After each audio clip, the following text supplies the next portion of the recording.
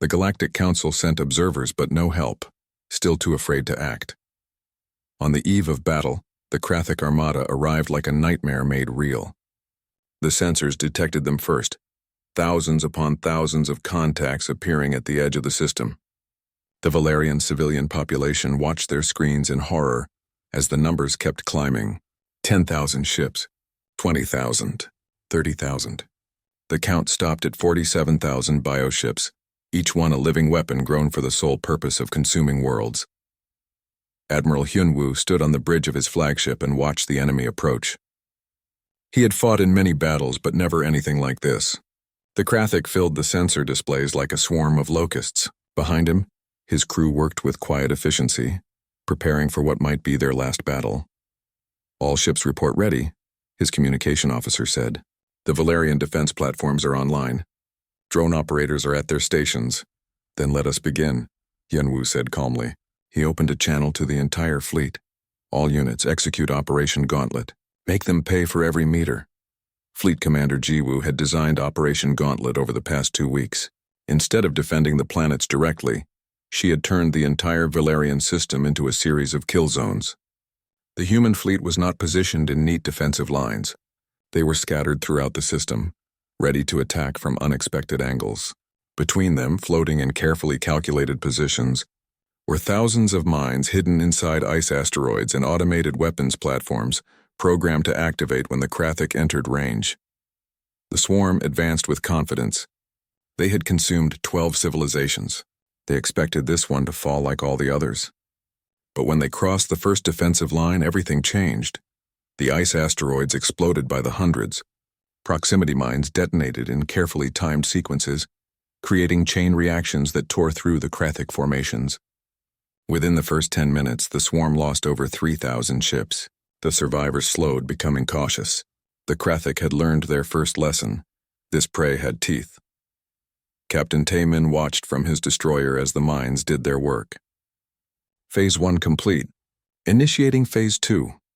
His destroyer wing activated their engines and dove into the confused swarm.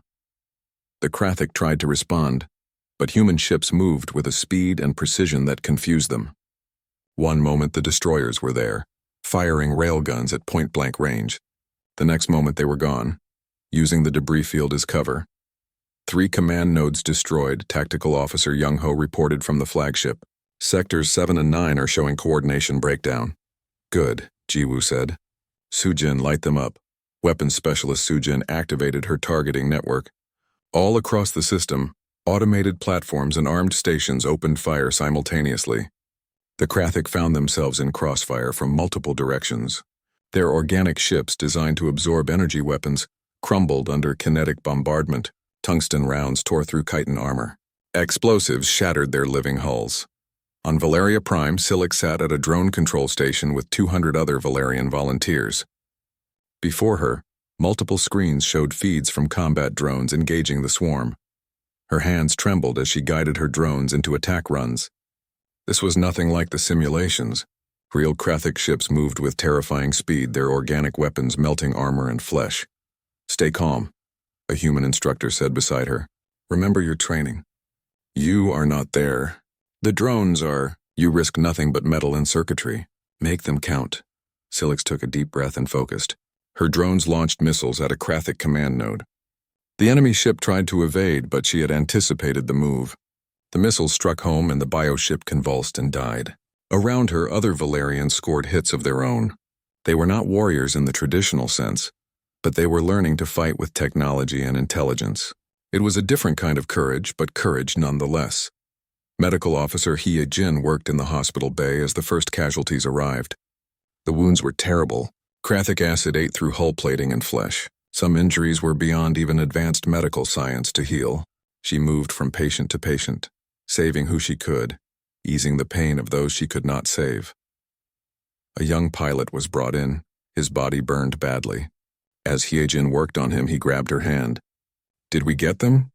he asked through the pain. "Did my squadron complete the mission?" "Yes," Hye Jin said gently. "You destroyed the target. Your team is safe." The pilot smiled and closed his eyes. He died moments later, but he died knowing his sacrifice had meaning. Heejin felt tears on her cheeks as she moved to the next patient.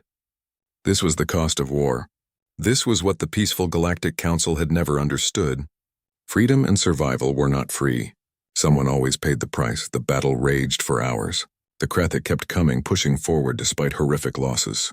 Engineer Donghyun's chemical weapons activated in the heart of their formation. The synthesized pheromones spread through the swarm, creating confusion. Suddenly, Krathic ships were attacking each other, unable to tell friend from foe. The chaos lasted only 20 minutes before they adapted, but in that time, thousands more bioships were destroyed by their own kind. But the swarm was learning too. Intelligence Officer Young-ho watched with growing concern as the Krathic changed their tactics. They began spreading out, refusing to bunch up where mines could devastate them. They sent expendable ships ahead to trigger traps. They identified the command structure of the defending forces and started targeting human capital ships specifically. They are adapting faster than projected, Young-ho reported. At this rate, they will overcome our defenses within 6 hours. Admiral Hunwoo studied the tactical display. The Terran fleet had lost 8 more ships, and the Valerian platforms were being systematically destroyed. They had hurt the swarm badly, but there were still over 30,000 enemy vessels and the defenders were running out of tricks. It is time, he said quietly. Execute the final phase. Fleet Commander Jiwoo received the order and felt her heart sink. The final phase of Operation Gauntlet was the part she had hoped they would not need. But Young-ho's projections were clear. Without one more surprise, the swarm would break through to Valeria Prime within hours, and this surprise would cost them dearly. All ships prepare to execute Protocol Omega, she broadcast. May fortune favor the bold. 3 massive Krathic bioships, each the size of a small moon, emerged from the rear of the swarm. They were planet breakers, organisms designed specifically to burrow into planetary cores and consume worlds from the inside out. If even one reached Valeria Prime, the planet was doomed. Captain Tae-min, Jiwoo said over a private channel. Are you ready? Yes, ma'am, Tae-min replied. He stood in the boarding bay of his destroyer, surrounded by 200 Marines in heavy armor.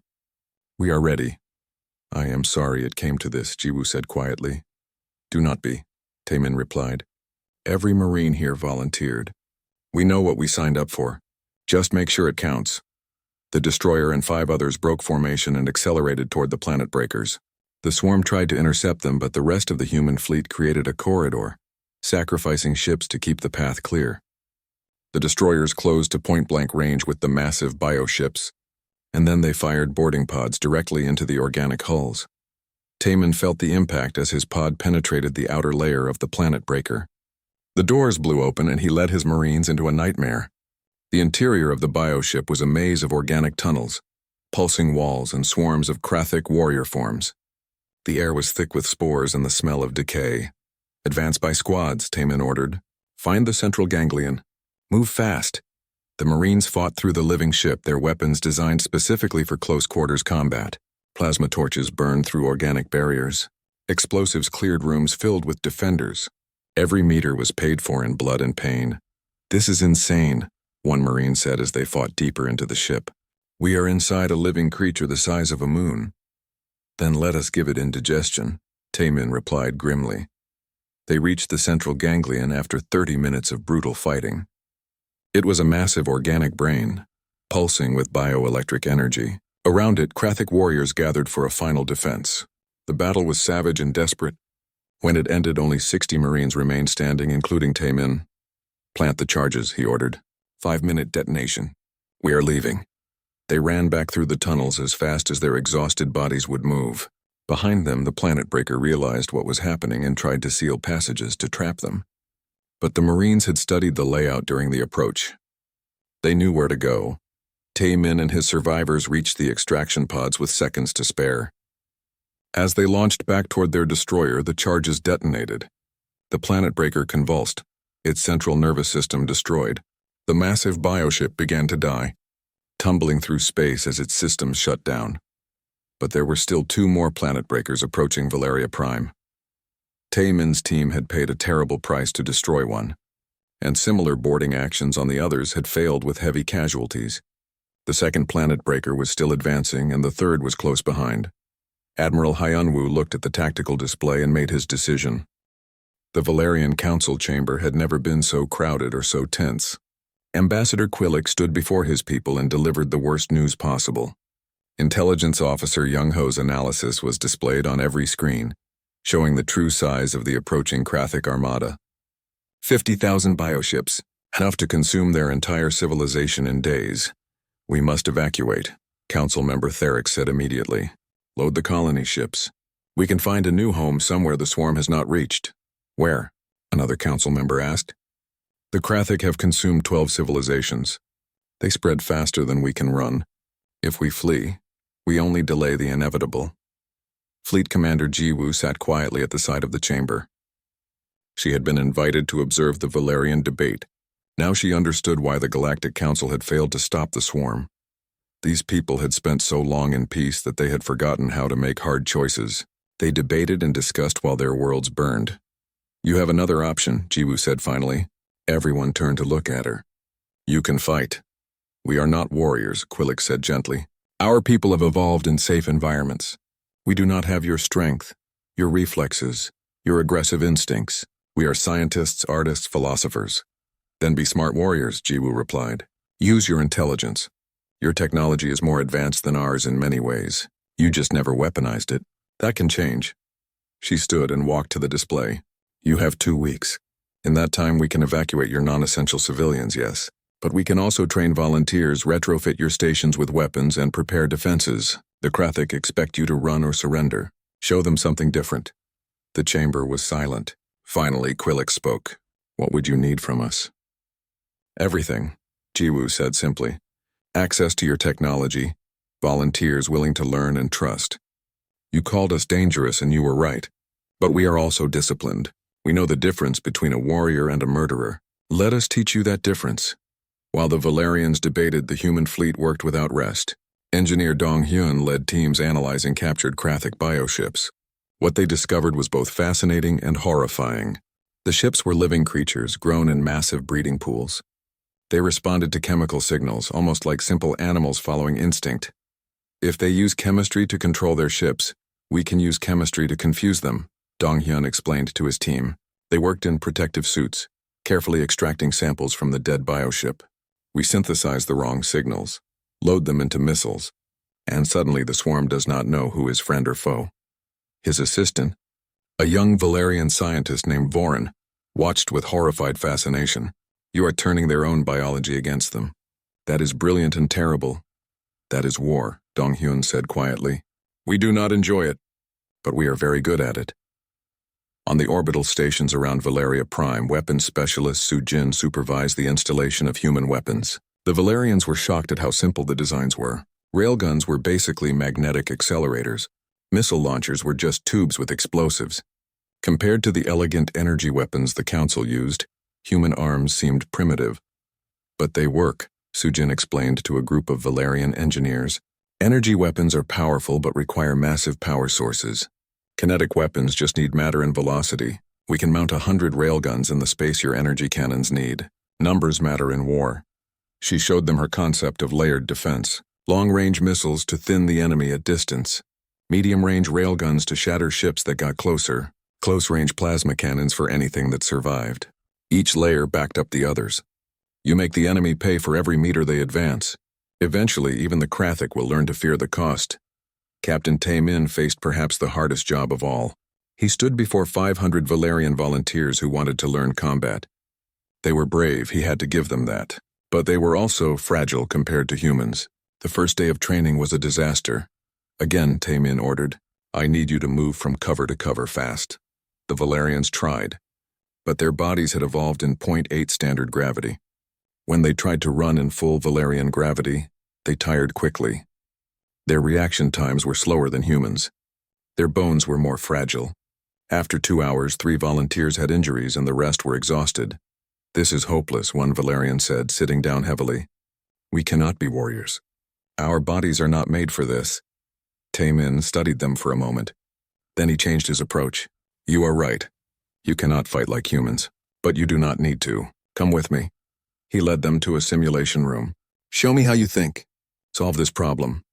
He displayed a tactical scenario showing Krathic ships approaching a space station. The Valerians studied it for a moment. Then one named Silix spoke up. We cannot win in direct combat, but we could use automated drones to attack from multiple angles. The Krathic would have to divide their attention. Meanwhile, we use the station's sensors to identify which ship is the command node and target it specifically with long-range weapons. Taemin smiled. Now you are thinking like warriors. You use your strengths. Your people are smart, patient, and excellent with technology. You do not need to charge into battle. You need to fight smart, at distance with drones and automated systems. Let the machines take the risks while you control them from safety. Hope flickered in the Valerian's eyes. Maybe they could do this after all. Medical Officer Hee-Jin worked alongside Valerian doctors in the hospital facilities. She was treating wounded from the first battle, when a young Valerian medic named Silix asked her a question that had been bothering many. How can you do this? Silix asked. How can humans embrace violence so easily? Does it not disturb you? Hee-Jin was quiet while she finished bandaging a burn. It disturbs us very much. But let me tell you about Earth. When humans evolved, we were not the strongest species. We were prey animals.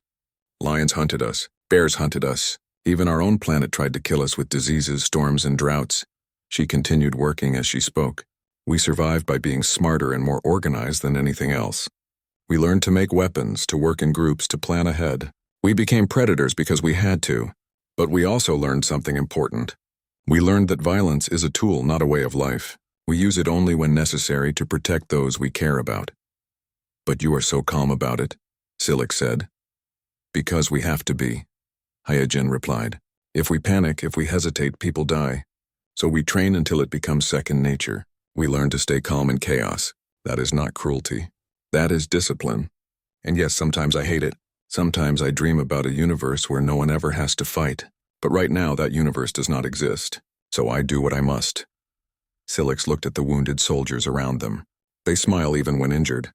I do not understand that. They smile because they saved lives today, Hee-Jin said gently. They hurt, they bleed, they might die. But they know their sacrifice meant something. That is what warriors fight for, not glory or conquest, but to protect those who cannot protect themselves. Meanwhile, intelligence analyst Young Ho made a discovery that changed everything. He had been studying the captured Krathic communication signals, trying to understand how the swarm coordinated. What he found made him call an emergency meeting with Fleet Commander Jiwoo. They are not a true hive mind, Young Ho explained, pulling up his analysis. The Krathic use a distributed intelligence system. There are command nodes, similar to officers in our military. These nodes coordinate large sections of the swarm. Kill enough nodes, and the entire formation falls into chaos. Jiwoo leaned forward. Can we identify these nodes? With proper sensors, yes. They emit stronger communication signals. The problem is getting close enough to target them specifically. Leave that to me, Soo-Jin said. She had been listening to the briefing. I can design specialized missiles to home in on those signals. We turn their own communication system into a targeting beacon. Admiral Hyunwoo studied the tactical display. So we do not need to destroy the entire swarm. We just need to break their coordination, make them confused and vulnerable. Exactly, Young Ho confirmed. But there is something else. I accessed the old council archives. The Krathic were not always like this. They were once a normal species. Then they faced an extinction threat and militarized themselves to survive. They became so good at survival that they could not stop. They consumed their own world, then spread to others. They are not evil. They are evolution gone wrong. The room fell silent as everyone absorbed that. The Krathic were not monsters.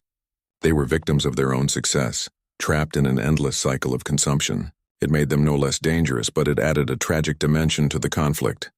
Can they be reasoned with? Quillix asked. He had joined the meeting to represent the Valerians. No, Young Ho said flatly. They have lost the ability to choose. They only know how to consume. If we want to save your people, we have to stop them. There is no other way. As the 2-week deadline approached, the Valerian system transformed. Human and Valerian engineers worked side by side, building weapons platforms. Volunteers trained in their new role as drone operators. Supply ships from Earth arrived with more ammunition and equipment. The Terran fleet dropped out of faster-than-light travel at the edge of the Valerian system, and what they saw made even veteran crew members fall silent. Space itself seemed to be dying. Thousands of Krathic bioships swarmed around 2 Valerian planets, their organic hulls glistening with mucus and chitin. The planets below were already turning gray as the swarm consumed all life on the surface. "My God," Taemin whispered from his station aboard the destroyer Indomitable. He had served in combat zones on Earth, but nothing had prepared him for this. The Krathic ships looked like enormous insects grown to the size of buildings. They moved with horrible coordination, surrounding Valerian vessels and dissolving their shields with streams of acid. "Captain, I am detecting a Valerian evacuation convoy under attack," his sensor officer reported. 20 civilian ships? They will not last another 10 minutes. Taemin did not hesitate. "Battle stations. All weapons hot. Helm, take us in at maximum speed." The Indomitable shot forward like a spear. The Krathic did not seem to notice the human ship at first. They were focused on tearing apart the Valerian convoy. But when Taemin gave the order to fire, everything changed. Human railguns spoke with thunder. Tungsten rods accelerated to a fraction of light speed slammed into the nearest Krathic ship. The effect was devastating. The organic hull simply exploded, unable to withstand the kinetic energy. Pieces of the creature scattered through space, freezing instantly in the void. Inside the Valerian convoy, Captain Millix watched in shock. "What was that?" she asked. Her people had never seen weapons like this. The Galactic Council used energy shields and energy weapons. They fought at long distances with careful precision. This was something else entirely. This was brutal, direct, and terrifyingly effective. "New contacts," her sensor officer said, voice shaking. "I am reading 12 massive warships entering the system. They are broadcasting human identification codes." "Humans?" Millix felt her blood chill. She had heard stories about the quarantined species from Earth. The Council taught that humans were dangerous, violent creatures that had to be kept away from civilized space. But as another human ship tore through 3 Krathic vessels with a single broadside, she realized something important. Maybe dangerous was exactly what they needed right now. Aboard the flagship Horizon's Edge, weapons specialist Su Jin coordinated the fleet's defensive formation.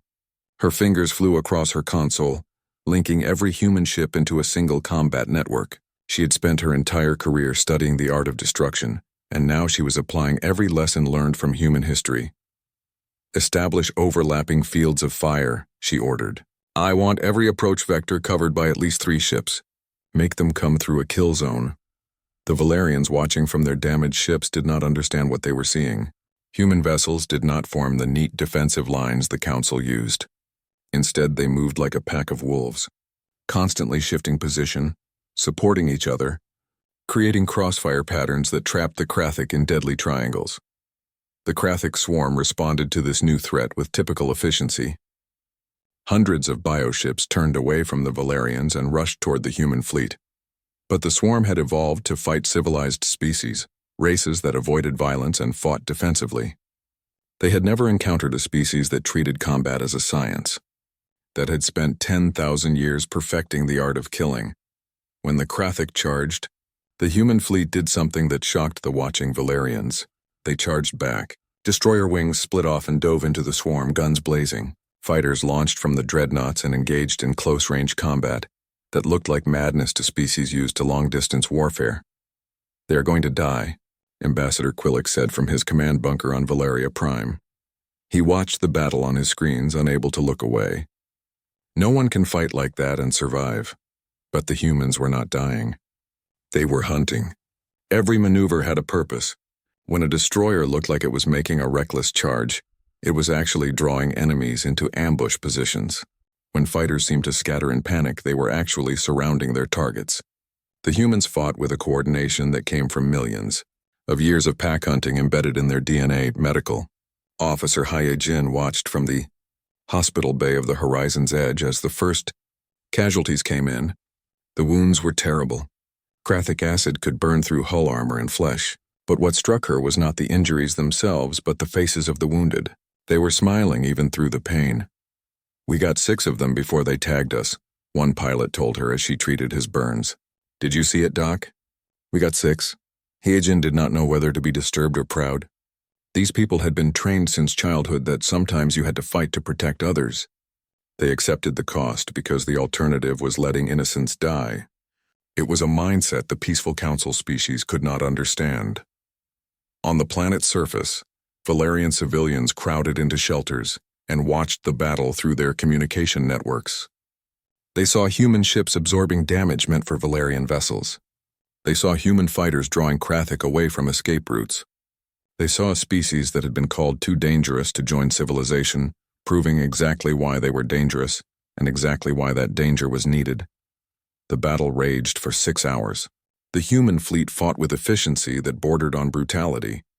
Intelligence analyst Young Ho fed real-time data to every ship, identifying weak points in Krathic formations.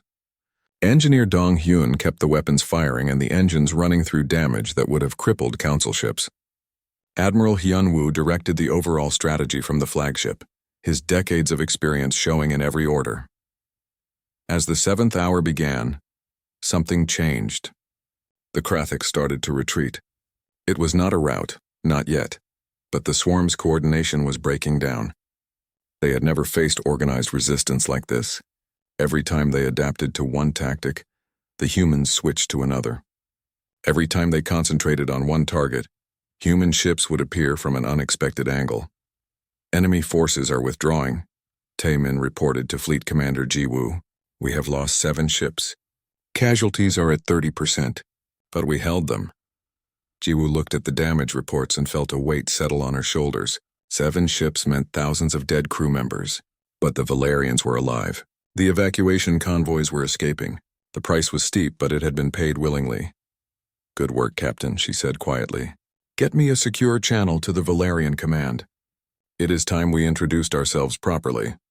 When Ambassador Quillix's face appeared on the screen, Ji-woo saw something she had not expected. Tears. The Valerian ambassador was crying. You came, he said simply. You actually came. We did, Ji-woo replied. And we are not leaving until this is finished. But why? Quillix asked. We quarantined your people. We called you dangerous. We rejected you. Ji-woo was quiet for a moment. Yes, you did all those things. But you also needed help and we had the power to give it. That is all that matters. Now we need to talk about what comes next because that was not the main Krathic fleet. That was just a scouting force. The color drained from Quillix's face. If that was a scouting force, then what is the main fleet? Intelligence Officer Young Ho stepped forward. Based on our analysis of their communication patterns, we estimate the primary Krathic armada contains approximately 50,000 bioships. They will arrive in approximately 2 weeks. The Valerian ambassador looked like he might faint. 50,000 ships against what remained of the human fleet. It was impossible. It was suicide. But Fleet Commander Ji-woo just nodded. Then we have 2 weeks to prepare. Admiral Hyun-woo, begin damage repairs and resupply. Taemin, I want volunteers from every ship for a special operations unit.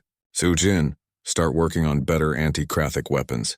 Dong-hyun, see if we can salvage any of those bioships and learn how they work. Hae-jin, prepare for mass casualties. Young-ho, I need everything you can find about the Krathic command structure. She turned back to Quillix. Ambassador, gather your people. We are going to teach you how to fight. The signal came through the void of space like a scream in the dark. Ambassador Quillix watched the transmission screen with trembling hands.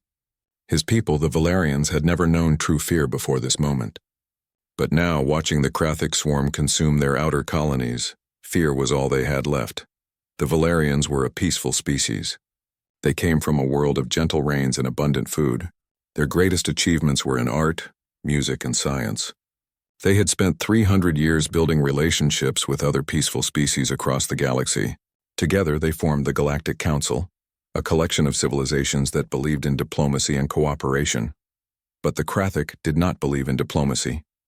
They were a swarm of insect-like creatures that consumed everything in their path. They turned entire planets into breeding grounds for more warriors. They had already destroyed 4 Valerian colonies and millions were dead. The Council's defensive shields meant nothing against the organic acids the Krathic used as weapons.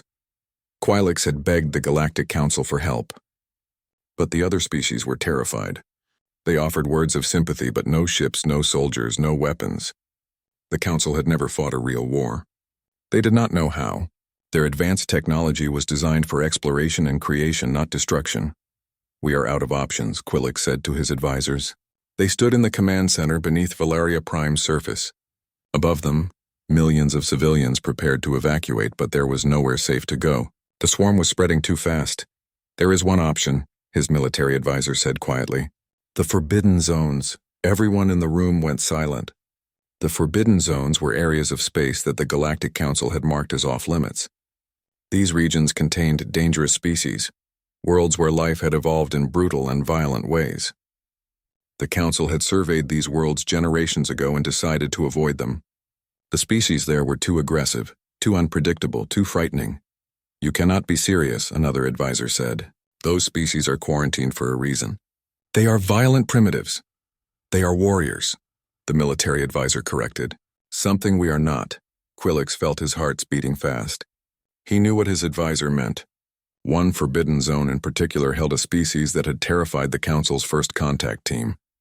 The species called themselves humans, and they came from a planet called Earth. The Council's report had been clear. Earth was a death world, a planet so hostile that everything on it had evolved to survive through competition and violence. The humans were apex predators who had climbed to the top of their food chain by being smarter and deadlier than everything else. When the Council's survey team had arrived at Earth, they had been shocked. The humans were splitting atoms, flying into space and fighting wars with weapons that could destroy cities. The Council had immediately placed Earth under quarantine, declaring humans too dangerous to join galactic civilization. That was 70 years ago, and Earth had been isolated ever since. Send the signal, Quillix said finally. If we are going to die anyway, let us at least try everything. The message was simple. We are the Valerian Empire. We are under attack by the Krathic swarm. Our worlds are burning. Our people are dying. We need help, please, anyone. The signal reached Earth's outer defense perimeter within hours. Admiral Hyunwoo was reviewing supply reports when the communication officer interrupted him. Sir, we are receiving a distress call. It is coming from beyond the quarantine zone. Hyunwoo was a tall man with gray hair and sharp eyes. He had served in the Terran Defense Fleet for 30 years. He remembered when the Galactic Council had visited Earth, how excited humanity had been to meet other intelligent life. He also remembered the disappointment when the Council had declared Earth too dangerous and sealed them away from the galaxy. Play it, he ordered. When the message finished, the bridge was quiet. The terror in the Valerian ambassador's voice was real. Hyunwoo had heard that kind of fear before, during the resource wars on Earth. It was the sound of someone watching their world end. They are the ones who quarantined us, his tactical officer said. They called us dangerous primitives. Why should we help them? Hyunwoo stood up and looked at the star map. Because they are asking for help and we have the power to give it. What we do next will define who we are.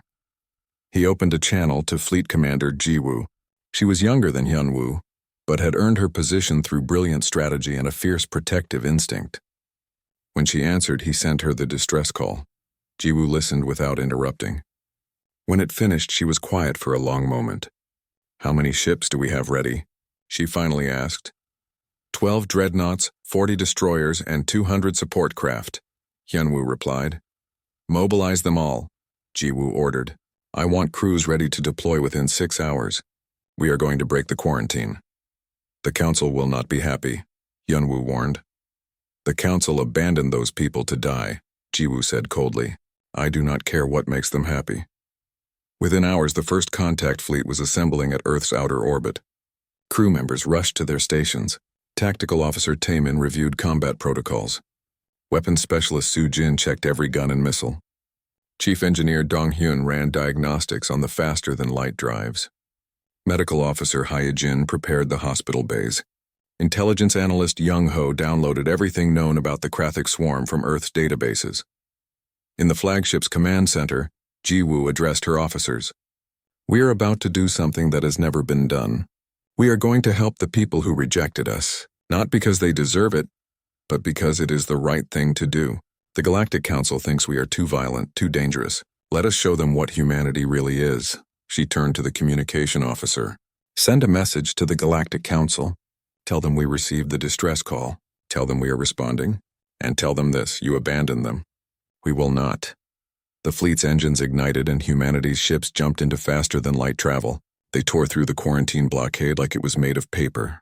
The unmanned Council monitoring stations detected the breach immediately and sent automated warnings. But by the time anyone could respond, the Terran fleet was already gone. Inside the flagship, Jiwoo stared at the star map showing their destination. She knew this could go badly. They might arrive to find the Valerians already dead. The Krathic might be too numerous to fight, but humanity had survived ice ages, plagues, and world wars. They had clawed their way up from the caves to the stars. If there was one thing humans knew how to do, it was survive against impossible odds. All ships report ready, Hyunwoo said. Then let us go remind the galaxy what Deathworlders can do, Jiwoo replied. The fleet raced through space toward the Valerian system, carrying with them humanity's answer to the oldest question. When someone cries for help in the dark, do you go to them? For humanity, the answer had always been yes. The final planet breaker moved through space like death itself. It was only 20,000 kilometers from Valeria Prime's atmosphere. In less than an hour, it would reach the surface and begin consuming the planet from within. The Terran fleet had exhausted its heavy ships. The Valerian platforms were destroyed. All the clever traps and tactics had been used. Fleet Commander Jiwoo stared at the tactical display, her mind racing through options. Every scenario ended the same way. They did not have the firepower to stop the planet breaker. Admiral Hyunwoo's sacrifice had destroyed one, but there was nothing left to stop this final horror. Commander, communication officer called out. I am detecting massive hyperspace signatures. Multiple contacts emerging throughout the system. Jiwoo felt her heart stop. If this was Krathic reinforcements, the battle was truly lost. But as the sensors resolved the new contacts, she could not believe what she was seeing. Ships, hundreds of them. But they were not Krathic. They bore the identification codes of the Galactic Council species. The Valerians, the Manthari, the Quilon, and dozens of other civilizations. Most of their ships had no weapons, just civilian vessels that had jumped into a war zone. Ambassador Quillix's face appeared on the screen, transmitted from one of the arriving ships. Commander Jiwoo, we are here. The entire council watched your battle. They saw your sacrifice. They saw humans dying to protect strangers. The shame became too great. We could not let you fight alone any longer. Your ships are unarmed, Jiwoo said. You will be slaughtered. Then we will be slaughtered, Quillix replied simply. But we will stand with you. That is what civilized beings do. You taught us that. Weapons specialist Su Jin was already working on the tactical problem. Commander, I have an idea. It is insane, but it might work. Those civilian ships have mass. If we position them correctly, we can use them as a physical barrier. The planet breaker will have to push through them to reach the planet. That will slow it down. Slow it down for what? Someone asked. We have no weapons left that can hurt it. We have one, Sujin said quietly. Fire. Concentrated fire from every remaining gun and missile we possess. If the council ships give us enough time to focus every weapon on a single point, we might be able to punch through its armor. Then we target the central ganglion from the outside. It was a desperate plan. It would require perfect coordination between dozens of species who had never fought together. It would cost lives, but it was the only chance they had. Do it, Jiwoo ordered. All ships prepare to execute final defense formation. Council vessels, we need you to create a blockade between the planet breaker and Valeria Prime. You will take heavy damage. We understand, Quillix replied. Position us where you need us. Over the next 30 minutes, a miracle of coordination took place. Human tactical officers guided council ships into position. The unarmed civilian vessels formed a living wall in space, their hulls creating a barrier. Behind them, every remaining human ship and Valerian drone took up firing positions. The planet breaker reached the council blockade and began pushing through. The first ships to make contact were torn apart by the massive bioship's defensive systems. Organic acids ate through hulls. Crushing tentacles wrapped around vessels and squeezed them to fragments. The Galactic Council was learning the true cost of war, but they did not run. Ship after ship moved forward to replace those destroyed. They were not warriors, but they had found courage in the example of the humans who had bled for them. Ambassador Quillix's ship was among them, its hull buckling under the pressure but refusing to retreat. Target acquired, Sujin announced. All units fire on my mark. 3, 2, 1 mark, every gun fired simultaneously. Railguns, missiles, plasma cannons, energy weapons from the Valerian drones. The concentrated firepower hit the same spot on the planet breaker's armor again and again. For a long moment, nothing seemed to happen. The organic armor absorbed the damage, regenerating as fast as it was destroyed. Keep firing, Jiwoo ordered. Do not stop. Burn through it. The weapons fired without pause, heating their barrels to dangerous levels. Engineers worked frantically to keep the systems from overheating. On Valeria Prime, Silix and the other drone operators sent wave after wave of missiles at the target point. Their hands ached, their eyes burned from staring at screens, but they did not stop. Armor breach. Young Ho suddenly called out. I'm detecting a hole in the outer layer, 30 meters in diameter and growing. All ships concentrate fire on that breach, Sujin ordered. Pour everything into it. Hit the ganglion. The weapons shifted target to the breach. Explosives penetrated deep into the planet breaker's interior, detonating near its central nervous system. The massive bioship convulsed. Its advance slowed, but it was not dead yet, and it was still moving toward the planet. Engineer Dong Hyun had been working on one final weapon, a chemical payload designed to overload the planet breaker's biological systems. It was untested, and he had no idea if it would work, but desperate times called for desperate measures. Commander, I need someone to get this payload into that breach, Dong Hyun said. It needs to be delivered directly to the ganglion. I will do it, Pilot Bora said immediately. She had been flying combat missions for 18 hours straight.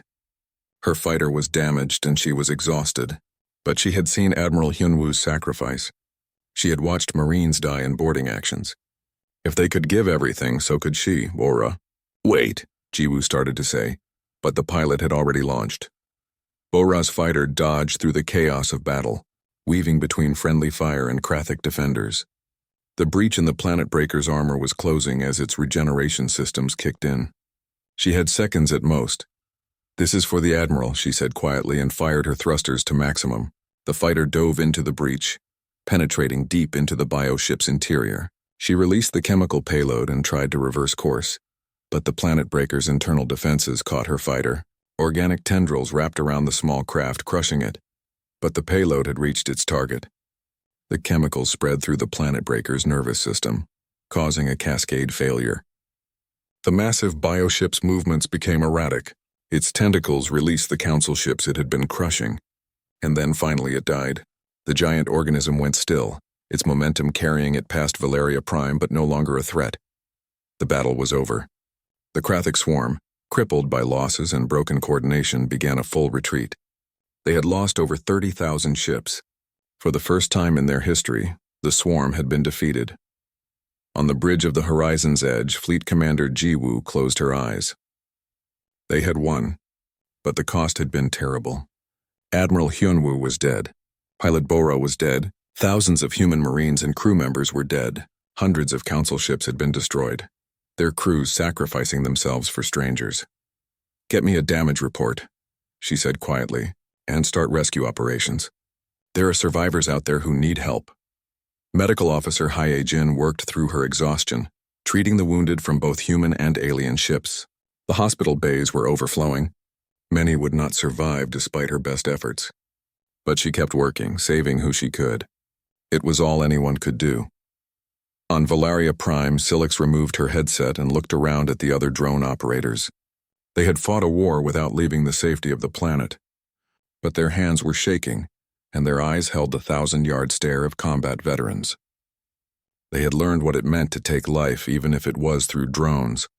The innocence of the council species had died today, replaced by hard-won wisdom. Ambassador Quillix's ship had survived, barely. He broadcast a message to the remaining council species. Today we learned what the humans tried to teach us from the beginning. Peace is not the absence of the capacity for violence. Peace is the choice to use that capacity only when necessary. The humans came to save us when no one else would. They bled for us. They died for us. And in doing so, they showed us what true civilization looks like. He paused, his voice breaking. I propose we end the quarantine on Earth immediately. I propose we offer humanity full membership in the Galactic Council. And I propose we learn from them so that never again will we be helpless when evil comes to our door. The council chambers erupted in debate. Some species agreed immediately. Others were still afraid of humanity's violent nature. But one thing had changed forever. The galaxy had seen what Deathworlders could do, and more importantly, it had seen why they did it. Fleet Commander Jiwoo stood on the observation deck of her damaged flagship and looked out at the debris field that had once been a battle. So many dead, so much destroyed. But Valeria Prime still existed. Millions of civilians were alive because humans had chosen to help. Captain Taman joined her. He had survived the boarding action, though many of his Marines had not. "Do you think they will accept us now?" he asked. "Will they finally see us as something other than dangerous animals?" "Some will," Jiwoo replied. "Some never will. But that is not why we did this. We did not fight for acceptance or gratitude. We fought because it was right." "And the cost?" Taman asked quietly. Jiwoo was silent for a long moment. "The cost is always too high. Every life lost is a tragedy. But the alternative was letting millions die when we had the power to save them.